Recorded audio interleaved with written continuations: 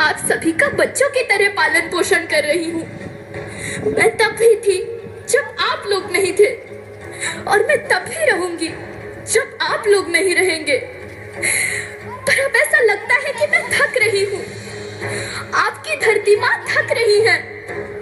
रसायनों का छिड़काव, रासायनिक खाद और इन सब के कारण पानी एवं हवा में जहरीलापन, यही कारण है कि मैं थक रही हूँ। क्या आप जानते हैं कि इन रसायनों के जहरीलेपन से मेरी मिट्टी वैसे ही जलती है जैसे आपके शरीर पर कोई तेजाब डाल दे। लगता है मेरे बच्चों को मेरे दुख का अंदाजा नहीं है। मेरी मिट्टी बंजर हो रही है।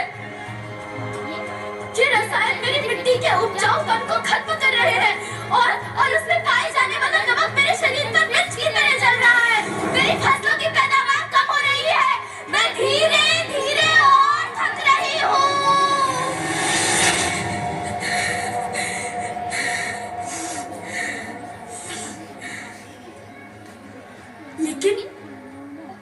लेकिन अब मुझे याद आता है कि पहले मैं बहुत सुंदर थी, बहुत प्रसन्न थी, हमेशा हंसती थी। मुझे अब भी याद है।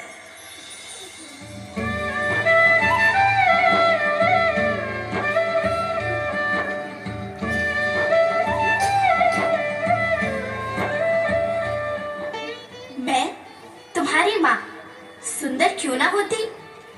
मुझे तो सुंदर होना ही था, क्योंकि बीते जमाने में आप मेरे बच्चे ही तो अपनी माँ के रखवाले थे। आप लोग प्राकृतिक खेती करते थे, और फिर हमारी सभ्यता में तो प्रार्थना भी धरती कल्याण की है। ओम द्यौ शांति, अंतरिक्षः शांति, पृथ्वी शांति, औषधयः शांति, वनस्पतयः शांति। ओम शांति शांति शांति।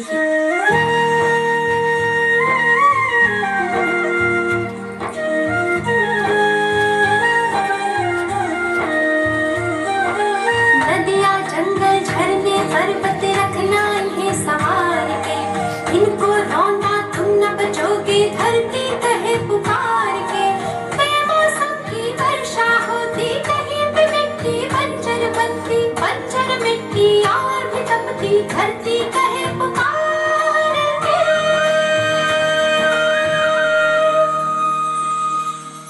हजारों साल से मनुष्य धरती की गोद में रहता आया है, लेकिन आज मैं आपसे पूछती हूँ कि आपने इसके बदले धरती माँ को क्या दिया? ये जहरीले रसायन और प्राकृतिक खाद जो मिट्टी को बंजर कर रहे हैं, उर्वरकता को बर्बाद कर रहे हैं।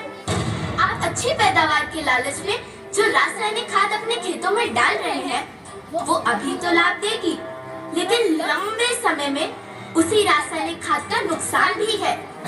रासायनिक खाद जहर समान है, और तो और फसलों में पानी की खपत भी बढ़ गई है, जिससे खेती की लागत बढ़ रही है और पानी का स्तर जमीन के काफी नीचे जा रहा है।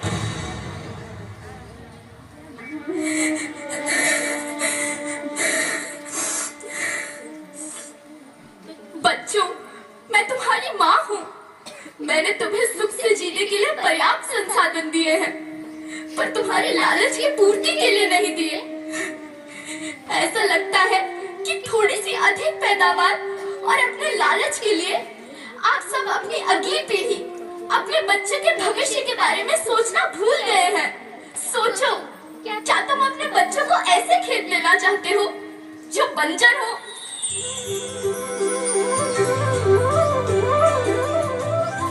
अरे तुम तो विंध्य की बेटी हो, मध्य प्रदेश की बेटी हो, भारत की बेटी हो। आओ, तुम ही मेरे बच्चों को कुछ बताओ। धरती माँ, हम तो अपने विंध्य के सवै जननिया केवल इतने कहना चाहे थे कि प्राकृतिक खेती या समय के मांग बन चुकी है।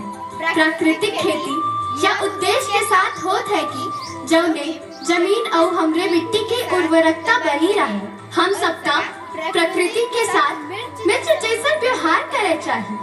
हम अपना से आने वाली पीढ़ी की तरफ से या विषय का ध्यान देके सुने और देखे के विनती करी थी। अभी न संभले मेरे बच्चे तो फिर तुम पछताओगे। नेचुरल फार्मिंग न हुई तो हाथ धरे रह जाओगे। माँ का शोषण कौन है करता, कौन है मिट्टी शहर से भरता। जब से जैविक खाद को छोड़ा, खुशहाली से नाता तोड़ा। अभी न संभले मेरे बच्चे तो फिर तुम पछताओगे, तो फिर तुम पछताओगे। लेकिन धरती माँ, आपको सुरक्षित और प्रसन्न रखने का उपाय क्या है? एक ही उपाय है, धरती एक, परिवार एक, भविष्य एक। इस मूल मंत्र को आत्मसात कर लो। प्राकृतिक संसाधन को बचाओ, प्राकृतिक खेती को अपनाओ और परंपरागत देसी पद्धति से जैसे गो आधारित उत्पाद, जीवामृत, बीजामृत, पंचगव्य, गोमूत्र छाछ का उपयोग करो ताकि मिट्टी की उत्पादकता बनी रहे। याद रखना, मैं माटी हूँ, माँ होना मेरे नाम में बसा है। पोषण करने के लिए ही मैंने जन्म लिया है। करोड़ों सालों तक धरती पर सांसों की डोर आगे बढ़ाई। पेट भरा जब सबका, तभी मैंने संतुष्टि पाई। वो माँ हूँ मैं सबकी, जिसने जन्म न देकर भी जीवन संभव बनाया। अन्नदाता मेरे पुत्र किसान, तुमने ही तो इसमें मेरा साथ निभाया। दिन रात सींच पसीने से मुझको हर मुंह तक रोटी पहुंचाई।